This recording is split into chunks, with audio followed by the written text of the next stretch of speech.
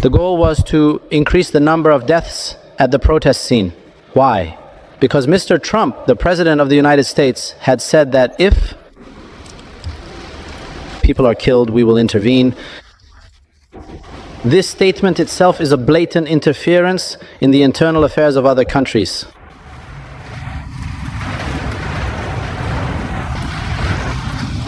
We have recorded audio files of various electronic messages that were sent from far outside the country to these specific terrorist agents, telling them clearly that among the many protesters, shoot. If you can hit the police, hit the police. If not, shoot ordinary people. If that's not possible, shoot that girl or that boy standing in front of you. Just shoot them.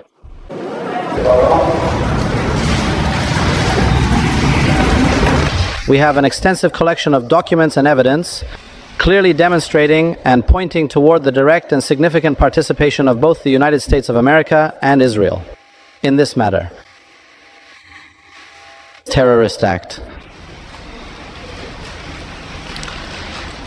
Various Israeli news media outlets and television channels are currently overflowing with numerous reports and claims that they are planning and preparing for strategic military operations in Iran.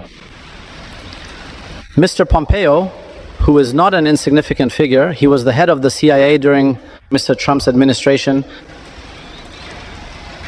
He tweeted and said that he will spend the new year. He congratulates the Iranians who are on the streets and the Mossad agents who are moving alongside them. This is a clear admission.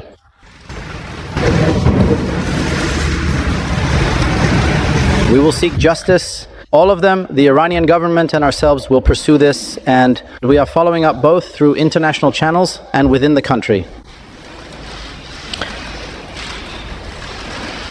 Our security forces now have full control of the situation with complete authority.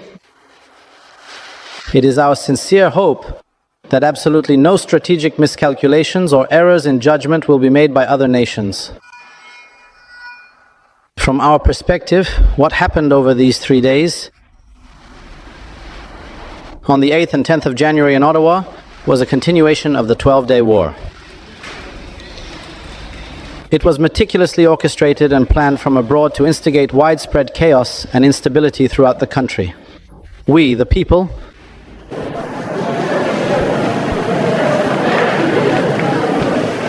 we have evidence that has been obtained, and they themselves have admitted that they were given large sums of money and were enticed by these funds. 80 million tomans were paid for attacking each police station. 50 million tomans were paid for attacking and setting fire to government vehicles. 50 million tomans and 20 million tomans for setting fire to buildings. All of this has documentation. There are confessions, and the payments made to them exist as evidence. Furthermore, in addition to that, there are videos showing them shooting at people and shooting at police forces. So we even have videos showing them distributing weapons among the people.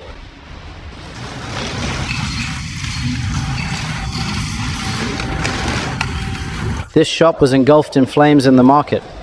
In one of the cities, 200 shops were consumed by the blaze.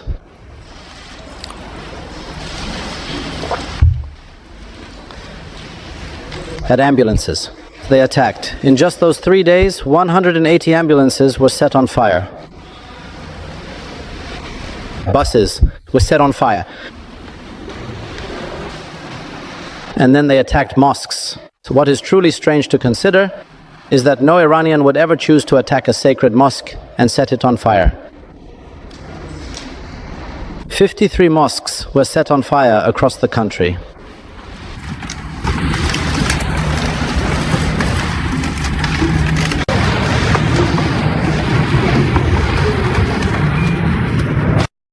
Iran's foreign minister has made extraordinary claims about foreign involvement in the recent unrest. Speaking at a press conference in Tehran, Abbas Araghchi alleged that Iran possesses extensive evidence and documents indicating the involvement of both the United States and Israel in what the government characterizes as terrorist acts. This is clear evidence of interference in the internal affairs of other countries, Araghchi declared. These claims cannot be independently verified. Reuters and internet monitors like NetBlocks say Iran's connectivity has dropped to near zero levels, making independent reporting extremely limited. Tehran is framing the unrest as foreign-backed destabilization, not a purely domestic protest movement. Araghchi made a pointed accusation about American statements. The goal was to increase the number of casualties in the protests, the foreign minister claimed. Why? Because Mr. Trump, the president of the United States, said that if people are killed, they will come and intervene. Araghchi is arguing that U.S. statements created incentives for violence, but that claim can't be independently verified. This is clear evidence of interference in the internal affairs of other countries, Araghchi stated. The framing inverts the Western narrative. Where Washington presents intervention threats as protection for protesters, Tehran presents those same threats as provocation for violence, according to Iranian officials. Araghchi made claims about alleged evidence, and he says Iran has audio messages urging violence, but the recordings haven't been released publicly, so the claim can't be verified. We have audio recordings of messages sent from outside the country to these terrorist elements, the foreign minister stated. He described alleged instructions from those recordings involving violence against protesters and police. No independent outlet has verified the recordings because they haven't been published for authentication. If such recordings exist and are authentic, they would represent evidence of foreign coordination, but without public release, the claim remains unverified. Araghchi pointed to public statements as alleged evidence of involvement. Mr. Pompeo, an influential figure who served as director of the CIA during Trump's previous term, posted a tweet saying, "I congratulate the Iranians in the streets and Mossad agents walking alongside them," the foreign minister stated. Araghchi says the post amounts to a clear admission, but that interpretation is Iran's view, not independent confirmation. The tweet, if accurately quoted, could represent either a boast about covert operations, a rhetorical flourish designed to encourage protesters, or something in between. For Iran's government, such statements provide rhetorical ammunition for claims of foreign involvement, regardless of their literal accuracy. Araghchi referenced Israeli media coverage as additional alleged evidence. Israeli media outlets are full of reports claiming they are busy planning operations inside Iran, the foreign minister stated. Some Israeli outlets discuss Iran-related intelligence issues, but media talk doesn't confirm real operations. The relationship between media reports, actual operations, and government narratives is complex. Reports of planning do not confirm execution. But for Iran's government, the cumulative effect of American statements, Israeli media reports, and alleged evidence creates a narrative framework, one that Tehran uses to characterize the unrest as foreign-directed. Araghchi delivered a message about the current situation. "Our security forces are fully in control of the situation," the foreign minister declared. Then came a warning: "We hope other countries do not make miscalculations." Araghchi claims security forces are in control, but independent verification is limited during the blackout. The statement serves multiple purposes, according to analysts. It reassures domestic audiences that the government remains strong. It warns foreign powers against intervention based on assumptions of weakness. Whether the claim reflects reality is difficult to assess. Rights groups like Human Rights Watch say the blackout is concealing a harsh crackdown, including detentions and violence. Araghchi placed the unrest in a broader strategic context. From our perspective, what happened over the past 3 days, from January 8th to 10th, is an extension of the 12-day war, the foreign minister stated. It was planned outside the country in order to bring chaos to Iran. International reporting describes a brief June war that hit Iranian military and nuclear sites, though details vary by source. By framing the protests as an extension of that war, Araghchi characterizes domestic unrest as external aggression by other means. The protesters become, in this framing, instruments of foreign powers rather than citizens with grievances. This narrative, according to analysts, justifies security responses as national defense rather than domestic repression. Araghchi presented what he said were confessions from detained individuals. In the documents we obtained, they confessed that large sums of money were paid to them and that they were recruited through financial incentives, the foreign minister stated. He provided specific figures for alleged payments to attack police stations, set fires, and conduct other acts. Araghchi cited specific payment figures, but the documents and context haven't been independently verified. There are documents and confessions for each case, Araghchi claimed. The money that was paid has also been seized and documented. The confessions have not been made public. Their authenticity and the circumstances under which they were obtained remain unknown to outside observers. Araghchi claimed video evidence of armed activity. We also have videos showing them firing at people in police forces, as well as videos showing them distributing weapons to people, the foreign minister stated. Such videos, if they exist and are authentic, would support the government's characterization of the unrest as armed activity rather than peaceful protest. Rights groups like Human Rights Watch have reported that security forces use live ammunition against protesters. The question of who initiated violence remains contested. The government's narrative emphasizes armed attacks on security forces. Opposition narratives emphasize security force violence against peaceful demonstrators.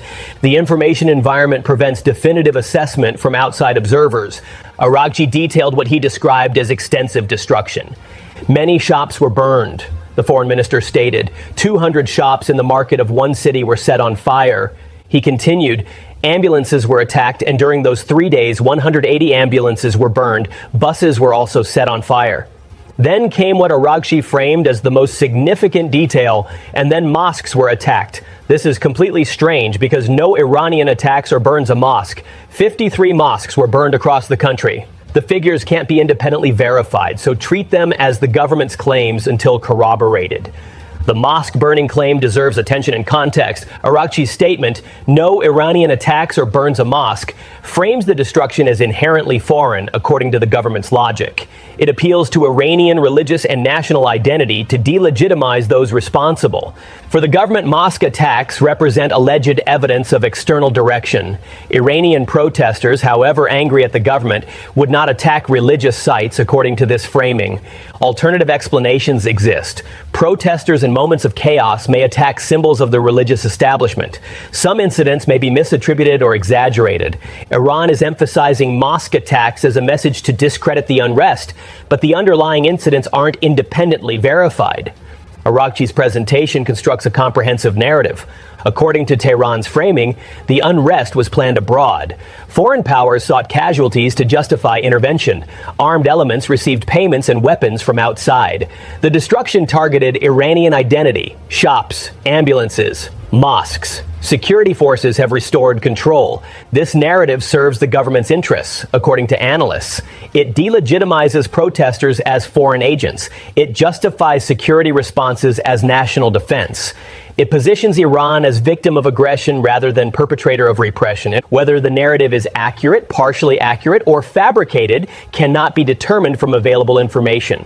What can be observed is that Tehran is constructing a narrative that serves its position, as are other parties in this confrontation.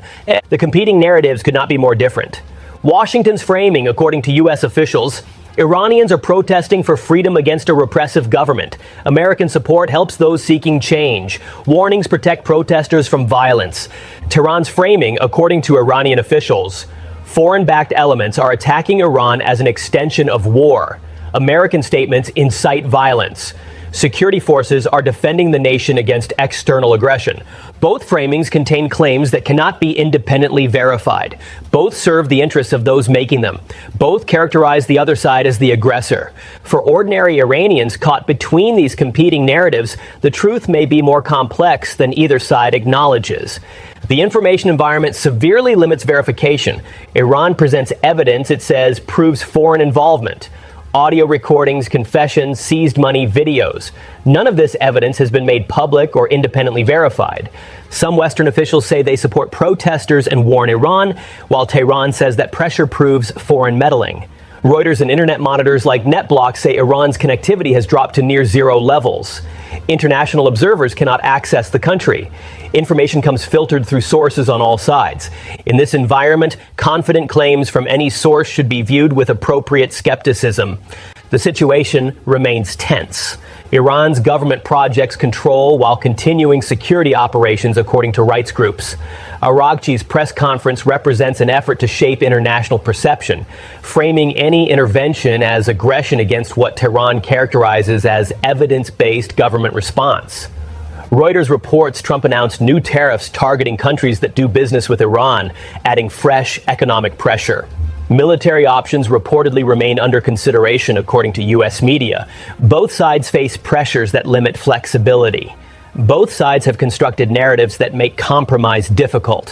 Whether the coming days bring escalation, negotiation, or continued standoff depends on calculations not yet made and events not yet occurred. The world watches as competing claims continue. Iran says it has evidence of foreign involvement. The evidence has not been publicly verified. Washington says it supports protesters. That support comes alongside economic pressure and warnings, according to U.S. officials. Ordinary people in Iran and beyond wait to see what comes next. The truth, as always in such confrontations, may be more complex than any single narrative can capture. The world watches and waits.